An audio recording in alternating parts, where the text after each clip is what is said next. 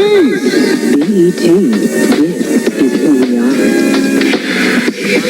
Hold on, we're not done yet. Talk to the hand, talk to the hand. This is my house. I'm Rachel, and I'm here to bring you the hottest videos around. I'm not going too fast for you, am I, Sean? Hello, BET Tonight. BET is where music lives. Comes BET. Right. Okay. And what I want to know, in this male-dominated business world, we tend to loop women, powerful women, into the conversation as the wife, and not the totality of their identity. That's right. And it's always the wife of. Right. So if your voice had been valued and heard more, how might BET have been different? Well, we would have had better programming, I can tell you that right now.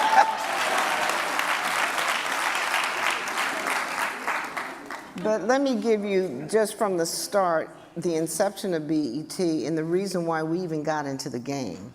And this is very interesting. It's not that we just said we're going to start BET. BET was born during the birth of all of cable. And one thing that we realized, there was not one cable idea that was addressing the African American voice. Mm-hmm. So we were able to take a proposal that a senior citizen wanted to start a senior citizen network. He threw it in the trash. We pulled it out of the trash, took it home. I crossed out senior, put in black. Okay, so the proposal had been written. So all I had to do was that. So the next problem was, how are we paying for this? So Bob said there's a guy, John Malone, who owns all the cable business in the whole country. Flew to Denver, gave it to John Malone. He says, this is the best idea since sliced bread. He immediately wrote a check for $500,000. He has been our guardian angel all the way till it was sold to Viacom. BET really never made money. Okay, it's like owning a sports team. You don't make any money till you sell it.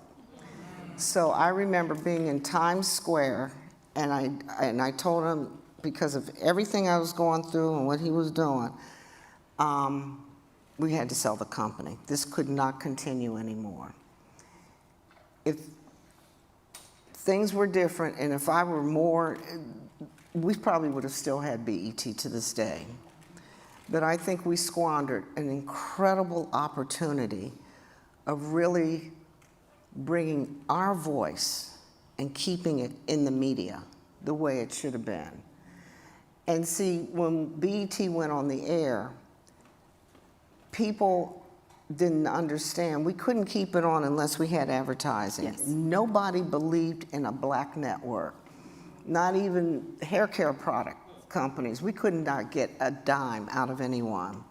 And that's what pays the bill. So we were only on 2 hours a week with some of the dumbest program you've ever seen in your life. I don't know, how many of you remember P.D. Green? Remember, we opened with P.D. Green, and he's eating collard greens and pork chops on the air. Mm-hmm. This is how you eat a pork chop. I don't know, like, this isn't programming. Anyway, we got a little bit better.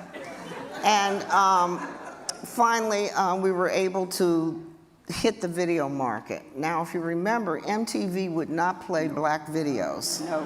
So that was our break to bring black videos onto BET. Now, there's a plus and a minus to that.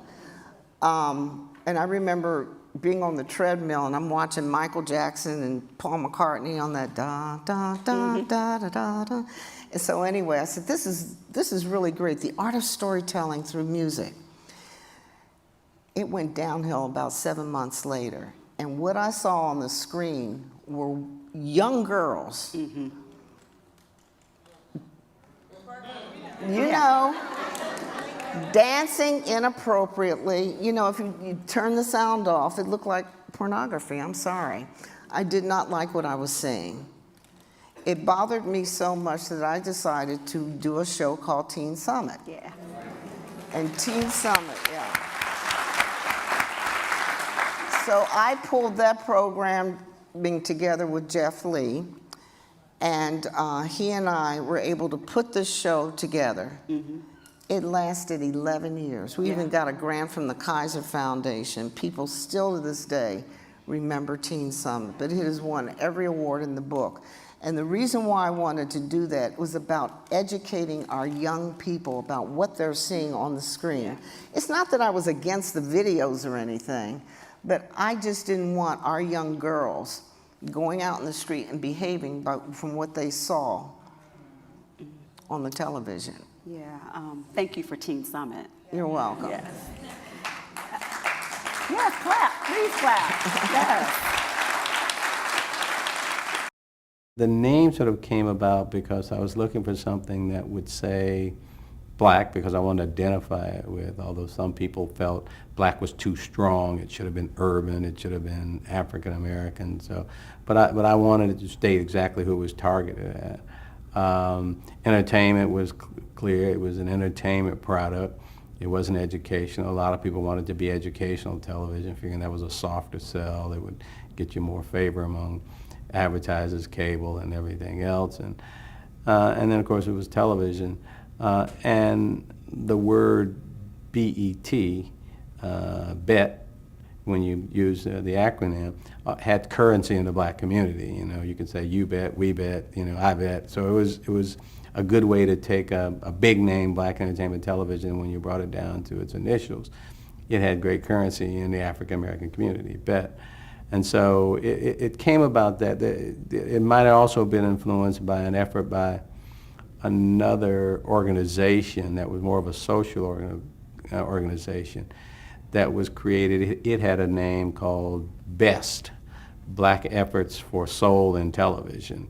This was sort of like a lobbying group to encourage more opportunities for minorities in television. And so instead of doing BEST, I just sort of changed it to BET and did Black Entertainment Television.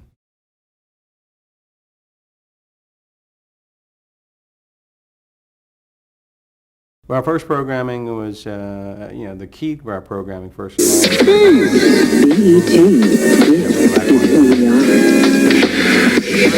Hold on, we're not done yet. Talk to the hand, talk to the hand. This is my house. I'm Rachel, and I'm here to bring you the hottest videos around. I'm not going too fast for you, Amazon. Hello, BET tonight. BET is where music lives.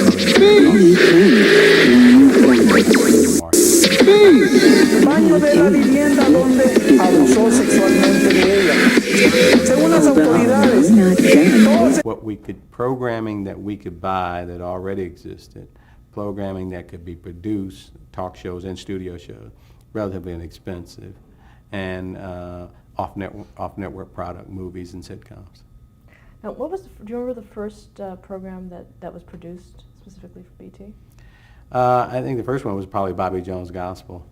Was produced specifically for BET, and then later on it was Video Soul, which was our premier video show. It was just a copy of what was happening on the other video channels. MTV had their VJs, and they had the VJs would introduce videos and interview artists, and the artists would perform on the show from time to time. And Video Soul was the exact same model. We took a dominant, preeminent radio host in this market, a guy named Donnie Simpson, matched him up with a female co-host, and built a set and put the programming show. They would introduce videos, and then every now and then the talent would come on and talk about the videos or perform while there. Principally, obviously, the program had to be targeted to African Americans, designed to appeal to the entertainment and emotional interests of African Americans for entertainment and information. So that was the key philosophy of the content. And then, of course, the program had to be at the right value proposition in order to be able to make the business profitable. So you couldn't go out and produce major dramas or major movies, or you couldn't pay huge rights fees for sports, or you couldn't sign talent at huge talent fees. So it had to be economically viable. It had to be targeted to African Americans. And it had to be, to some extent, different from what was already on television. Different not so much in that a football game is a football game, but if you're doing Grambling football, it's different from Notre Dame because Notre Dame is all over, Grambling is not. So it had to have that appeal. If you're going to do videos, well, there were a lot of video shows. Early on, during BET's infancy, MTV was not showing African American videos. They were just showing, they started out as a rock channel, so there weren't many rock videos by African Americans. And so the network had to be different in that sense, and that was consistent with its content.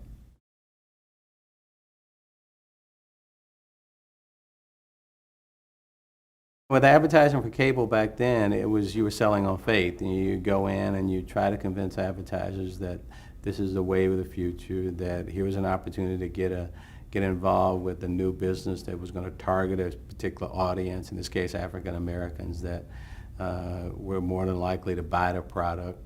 You sold a little bit on goodwill. There was a chance to do business with a minority company. You sold it on the idea that you'd get in here, and then once it grew, you would be an exclusive, so you could lock up this category. And so, for example, that's how we got Budweiser as an advertiser, because Budweiser had a history of spending with African Americans, had a strong corporate image in terms of business with African American companies. They liked to be exclusive beer sponsor against Miller or Coors or whoever was the competition. And so that's how we got Budweiser to be the first advertiser on BET. Sears, same way. Sears was a big advertiser in African American media, print and radio, strong social consciousness, and they were represented by an African American ad agency, so that helped. And so it was those kind of companies, mainly big socially responsive companies. Was advertising created specifically for the network, specifically for the audience? Not at that time. And some companies had commercials that had African Americans in them, but no one sat back and created a commercial specifically for BET. It was too small, and they would use their regular commercials, and if they happened to have an African American oriented commercial, they would use that. At that time, we accept anybody who could pay, and who would, and if they paid up front, even better. So no, there were no restrictions on advertising. I mean, we didn't get anybody who was trying to sell anything we wouldn't agree with, but in most cases, if people came with money and had a product to sell, we would take it. Has that changed over the years? I don't think we're pretty strong First Amendment. If somebody's got a product that's legal and reasonable, and it's not something that is totally detrimental to society. And I can't recall who we would turn down, or we've turned down people. And we may have turned down some advertisers promoting, maybe, I don't think we would turn down anything from the NRA promoting gun ownership, but I doubt it. So in most cases, unless it's politically slanted advertising, we wouldn't take it. But most products are legal, and BET is now a pretty big company, so they've got a vast array of advertisers.